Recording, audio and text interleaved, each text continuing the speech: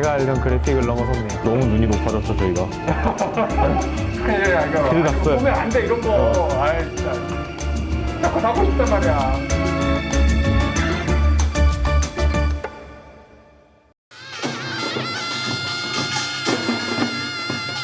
운 좋게도 LG전자의 초프리미엄 TV를 테스트하게 되었는데 이게 정신 차리고 보니까 전 이 제품에 대해서 아무것도 몰라요. 그래서 전자제품 관련 일을 하고 계시는 찬우님께 여쭤봤습니다. 솔직히 TV인데 스펙은 TV가 아닌 TV? 이게 제가 이제 알기로는 이게 이제 해외 쪽에 나갔다가 네. 우리나라 사람들이 이제 왜 우리나라에서 안 파냐고 막 그랬었나 봐요. 반응이 좋기는 해요. 왜 그러냐면 지금 네. 코로나가 가장 큰 어쨌든 되게 좋은 거라고 하네요. 정말 많은 분들의 도움으로 우여곡절 끝에 트리플 설정을 마칠 수가 있었고 아이레이싱에서 정확한 FOV 계산으로 4K 120Hz의 G싱크까지 구현한 것은 아마 제가 처음이거나 한두 번 정도밖에 안 계실 것 같습니다. 이 설정의 몰입감이 어느 정도일지 구독자 한 분을 모셔서 의견을 듣기로 했습니다.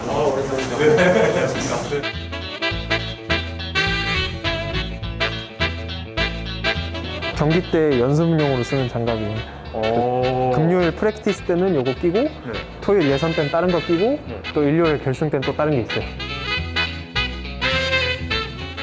엑스타 레이싱 팀 드라이버 이정우입니다. 반갑습니다. 슈퍼 6000 클래스의 프로 카레이서인 이정우 선수는 조금 특별한 이력을 가지고 있습니다. 카레이서가 되고 싶은 열정 때문에 2015년 일본으로 건너가 그란투리스모 게임 대회에서 우승을 한 것이죠. 바로 이 대회의 우승 혜택이 선수로서 육성될 수 있는 기회를 주는 것이었거든요.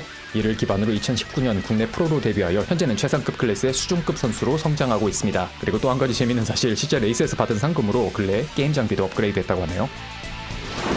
먼저 48형 LG OLED TV 세대의 몰입감이 실제 레이스카와 비교하면 어느 정도일지 궁금했습니다. 저 나름 열심히 맞췄거든요. 오, 똑같은데요 거의?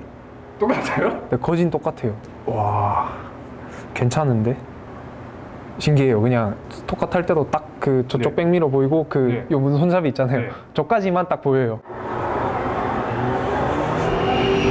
오, 실제 서킷 달리는 느낌, 비스무리한 느낌이 나요. 확실히 그 차폭은 그래도 네. 비슷하죠? 거의 비슷해요. 그거 실현하기에는 정말 괜찮은데요?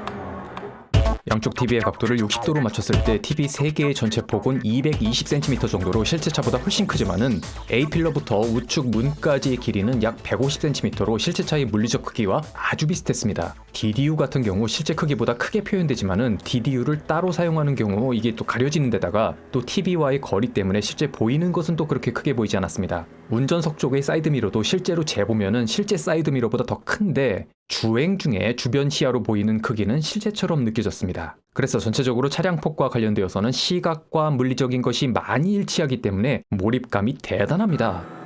실감난다! 실감나! 그런데 예.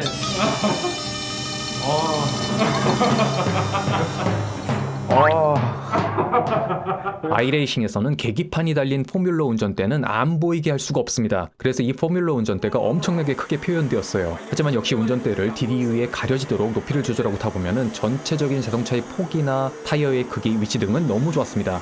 그래도 아이레이싱에서 이 포뮬러 운전대가 크게 보인다는 것은 좀 단점이라고 할 수 있을 것 같습니다. 이거 지금 그래픽은 완전 풀업으로 해놓은 거잖아요. 아니에요. 풀업 아니에요? 4K 트리플을 구성하다 보니 그래픽 옵션을 낮출 수밖에 없었습니다. 그럼에도 불구하고 그리고 이거 아이레이싱 아닌 것 같아요 그냥. 제가 알던 그래픽을 넘어섰네요. 그래픽 옵션을 낮췄음에도 풀옵션으로 보이는 화질에 대해서 이야기해보겠습니다. 이건 단순히 4K라는 해상도가 유일한 원인은 아닌 것 같았습니다. 집에서 하던 아이레이싱 색감이 안 돼요. 아이레이싱 이렇게 뿌옇게 나오죠. 그러니까 이렇게 뿌연 느낌인데 이건 전혀 그런 게 없어요.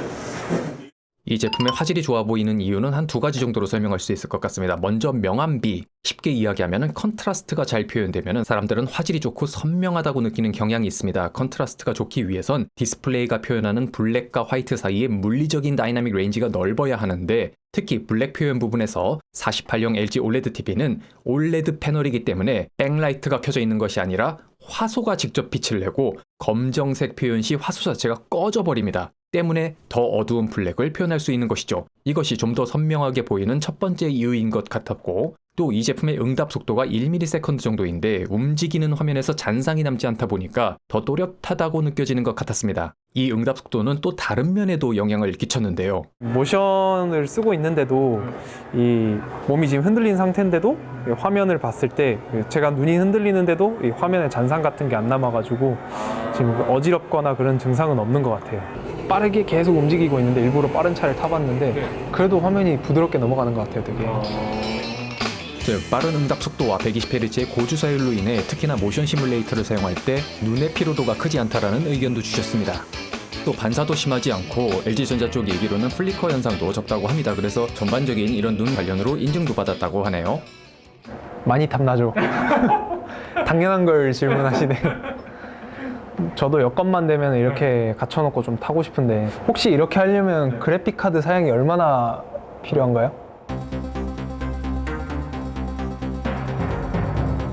제가 3080, 2080 타이탄을 가지고 다 테스트해봤습니다. 사실상 2080이나 타이탄이나 단일 디스플레이를 연결했을 때 똑같았기 때문에 2080과 3080 연결을 비교하면은 2080은 HDMI 2.0이고 3080은 HDMI 2.1 포트를 가지고 있습니다. 각각의 그래픽카드에 HDMI 2.1 케이블을 가지고 연결했을 때 둘 다 G싱크 호환 기능은 사용할 수 있었고 4K 120Hz도 사용할 수 있었는데 크로마 서브 샘플링과 비트 심도에만 차이가 있었습니다. 사실은 제가 크로마 서브 샘플링이라는 것에 대해서도 설명하려고 했는데 우선 이 영상 주제에서 너무 벗어나는 것 같아서 이거는 다른 영상에서 설명을 할게요. 결론만 말하면은 영상 이미지를 보는데 크로마 서브 샘플링은 큰 의미가 없습니다. 여러분들은 지금까지 살면서 컴퓨터 그래픽이 아닌 영상으로서는 420 이상의 영상을 본 적이 없어요. 유일하게 극장을 제외하고서는요. 이게 뭔 소리냐 하실 수 있는데 이건 다른 영상에서 자세히 말씀드릴 거고요. 어쨌든 크로마 서브 샘플링이 컴퓨터에서 영향을 미치는 것은 글자의 가독성 부분입니다. 그런데 이게 워낙 TV 자체의 해상력이 좋아서 그런지 420 상태에서 정말 눈앞에 갖다 놓고 보면 약간 번지는 게 보이긴 했지만은 사실상 가독성에 있어서 뭐 이론만큼 체감되지는 않았어요.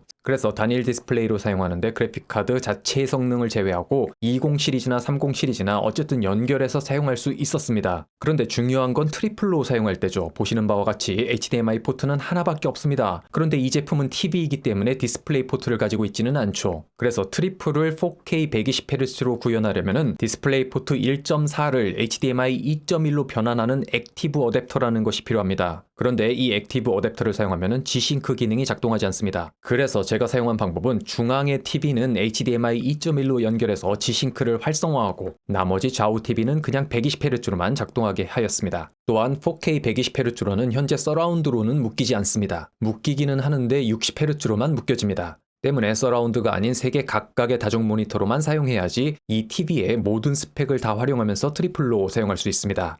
그리고 참고로 제가 맨 오른쪽 TV의 그 종횡비 원본 설정을 잘못해서 좀 어긋났는데 촬영할 때는 신경을 못 쓰고 있었거든요. 원래는 이제 3개 다 똑같이 설정하면 이렇게 어긋나지가 않습니다. 어쨌든 심레이싱용으로 트리플로서 사용하는데 이런 좀 제약들이 있고 상당한 사양의 그래픽카드가 필요하기 때문에 좀 더 현실적으로 차세대 콘솔 기기와의 궁합이 궁금했습니다. 그래서 120Hz의 FreeSync까지 지원하는 엑스박스 시리즈 X와 연결을 했죠.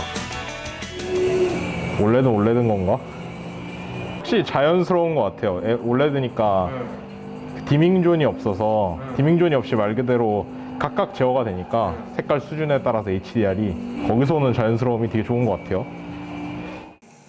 포르자 호라이즌 4를 해봤는데 먼저 차세대 콘솔의 성능 때문에 이게 몇 년 전 게임이라고 보기 힘들 정도의 그래픽을 보여줬고 또 그에 걸맞는 화면을 48형 LG OLED TV가 구현해줬기 때문에 차세대 콘솔과 같이 사용할 때 구매욕을 상당히 자극하더라고요. 거기다가 보통 콘솔 게임들은 기본적으로 수직 동기화가 걸려있는 경우가 많아서 인풋 렉이 PC에 비해 비교적 있는 편입니다. 그런데 현재 48형 LG OLED TV의 인풋 렉이 13ms 이하라고 합니다. 그래서 인풋 렉이 거의 느껴지지 않았고 원래 저는 포르자 호라이즌 콘솔 버전을 집에서 TV로 할 때 패드 컨트롤을 못하거든요. 인풋 렉 때문에. 그런데 이거는 그래도 어느 정도 되더라고요. 근데 그러니까 약간 이게 차세대 콘솔하고 얘 디스플레이하고 좀 궁합이 맞는다고 해야 되나? 같은 급이라고 해야 되나? 그런 느낌이에요. 확실히 얘는 올레드가는 돼야 뭔가 디스플레이가 좋다. 너무 눈이 높아졌죠 저희가. 큰일 났어요. 보면 안 돼 이런 거. 아이 진짜. 48형 LG OLED TV 사용에 대한 총평을 하자면은 이것을 현재 심레이싱용 트리플로 사용하는데 컴퓨터 하드웨어적인 제약들이 존재하고 또 금액적인 측면에서 부담감이 있는 건 사실입니다. 그럼에도 몰입감 측면에서는 압도적인 장점이 있었고 특히나 싱글 디스플레이로 사용할 때는 차세대 콘솔 기기와 너무 궁합이 잘 맞는 것처럼 느껴졌습니다. 콘솔로 레이싱 게임을 하시는 분들에게는 크기도 적당하고요. 사실 이 정도 제품을 구입하실 분들이 TV 내장 사운드를 사용할 것 같지는 않지만 내장 사운드도 일반적인 TV 내장 사운드에 비하면 좋은 편이었어요. 여러 면들을 전체적으로 고려했을 때 이 제품은 단순히 TV라기보다는 게임을 좋아하시면서 PC와 콘솔에서 같이 사용하고 싶으신 분들에게 상당히 이점이 있고 이런 분들 중 프리미엄급 최신 제품을 원하시는 분들에게 어필할 수 있는 제품이 아닐까라는 생각이 들었습니다. 저는 이 영상을 위해서 그 엑스박스 시리즈 X 같은 경우도 이제 빌린 것인데 이걸 한번 사용하고 나니까 지금 엑시엑하고 48CX에 대한 구매욕이 너무 크게 자극받아서 지금 저도 구입할까 말까 고민 중입니다. 제발 구입하지 말라고 댓글로 저 좀 말려주세요. 전 합리적 소비를 지향하니까요.